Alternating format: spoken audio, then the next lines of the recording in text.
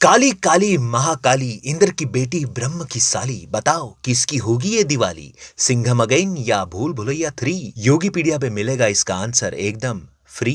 Hello, मेरा नाम है योगी और हमारी मुलाकात बार बार होगी। तो 1 नवंबर को आ रही है दो बड़ी एंड मोस्ट एंटिसिपेटेड मूवीज का सीक्वल नहीं थ्रीक्वल, रोहित शेट्टी के कॉप यूनिवर्स से सिंघम अगेन और हॉरर कॉमेडी के ओजी भूल भुलैया, जो स्त्री से भी पहले हॉरर कॉमेडी में अपना झंडा गाड़ चुके थे, उसका भी आ रहा है third part, Kartik Aaryan starrer Bhool Bhulaiyaa 3। वैसे देखा जाए तो सिंघम अगेन और भूल भुलैया 3 में एज सच कुछ कंपैरिजन नहीं है। एक है रोहित शेट्टी की एक्शन मास मसाला मूवी, दूसरी है अनीस बज्मी की हॉरर कॉमेडी। दोनों के जॉनरा अलग अलग है, पर दोनों की फ्रेंचाइजी वैल्यू भी बहुत बड़ी है और दोनों में एक सिमिलरिटी भी है कि दोनों फ्रेंचाइजी की मूवीज में स्टोरी लाइन बहुत ही सिंपल है, कोई ज्यादा दिमाग लगाने की जरूरत नहीं है और दोनों मूवी फ्रेंचाइजी फैमिली फ्रेंडली भी होती है और इसीलिए दोनों की ऑडियंस भी बहुत ज्यादा है। इवन आप बुक माई शो पे इंटरेस्ट चेक करोगे तो दोनों के इंटरेस्ट रेट ऑलमोस्ट सेम है। तो सिंघम वर्सेस भूल भुलैया में कोई जीते या ना जीते, दोनों 100% कमाएंगी फॉर श्योर। लेकिन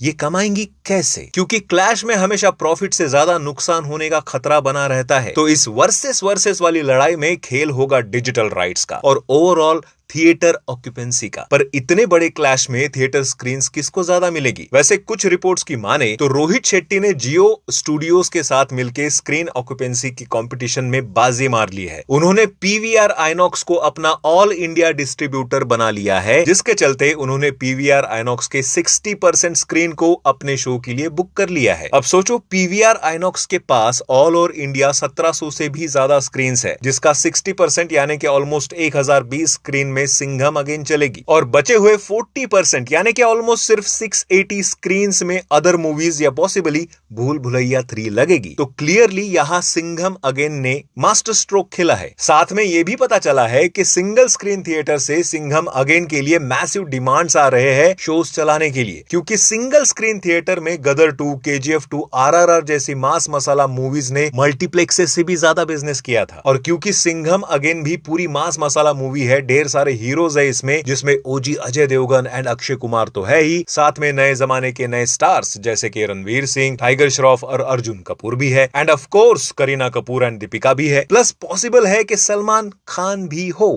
चुलबुल पांडे तो इस सबका कल्ट फैन बेस टूट पड़ेगा अपने फेवरेट स्टार को बड़े पर्दे पर देखने के लिए और उनके परफॉर्मेंस को एंजॉय करने के लिए। तो चाहे क्लैश कैसा भी हो, सिंघम अगेन ने कमर तो कस ली है ऑल इंडिया लेवल पर अपने स्टार मेरिट्स, फ्रेंचाइजी वैल्यू और तगड़े डिस्ट्रीब्यूशन पार्टनर को साथ में जोड़ के। लेकिन अगर बात भूल भुलैया 3 की करे तो उन्होंने भी कोई कसर नहीं छोड़ी है भाई। ए फिल्म डिस्ट्रीब्यूशन, जो ऑफिशियली भूल भुलैया 3 के डिस्ट्रीब्यूटर है, जिन्होंने इस साल कल की 2898 एडी, देवरा पार्ट 1 जैसी पैन इंडिया मूवी डिस्ट्रीब्यूट की है और अब भूल भुलैया 3, पुष्पा 2 और गेम चेंजर की डिस्ट्रीब्यूशन डील भी उनके पास है। उन्होंने एक जॉइंट ऑफर दी है सभी सिंगल स्क्रीन और नॉन नेशनल थिएटर चेन्स जैसे कि Cinepolis, Miraj cinemas, movie max और भी कई सारे थिएटर्स को कि अगर भूल भुलैया 3 दिखाओगे तो पुष्पा 2 की भी डील मिलेगी। और भाई पुष्पा 2 को कौन अपने थिएटर में नहीं लगाना चाहेगा भाई। और अनिल थड़ानी, जो ए डिस्ट्रीब्यूशन के ओनर है, उनका मानना है कि ये स्ट्रेटेजी वर्क भी करेगी, जिसके चलते भूल भुलैया के शोज अपने आप बढ़ जाएंगे। वैसे चाहे कितनी भी स्ट्रेटेजीज लगा ले, थिएटर की सिटिंग स्ट्रेंथ और टिकट प्राइसिंग एक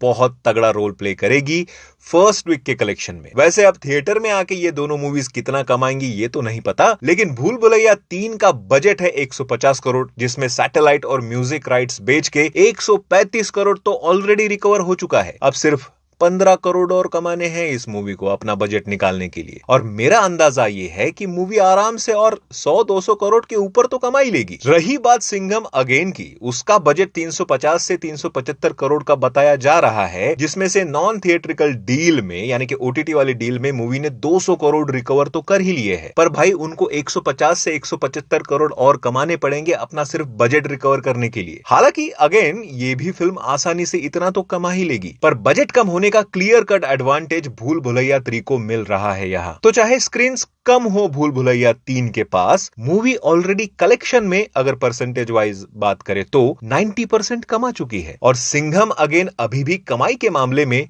55-60% पर ही है। उनके बजट के अकॉर्डिंग। अब आप ही समझ जाओ कि कौन अपर हैंड के साथ क्लैश में उतर रहा है। खैर आई गेस मैंने तो अपना इनिशियल एनालिसिस दे दिया है आपको। मैं तो दोनों मूवीज के लिए एक्साइटेड हूं थिएटर में देखने के लिए, और मैं उन 60% जनता से बात नहीं कर रहा जो मूवी को डाउनलोड करके देखती है। पोस्ट डाला था मैंने, वोट किया ही होगा आपने, सब पता है मेरे को कहां देखते हो तुम लोग मूवी। लेकिन इन दोनों मूवीज में आपको क्या लगता है कौन बाजी मारेगा? कमेंट में बताओ जरा। मिलते हैं अगले वीडियो में, बाय।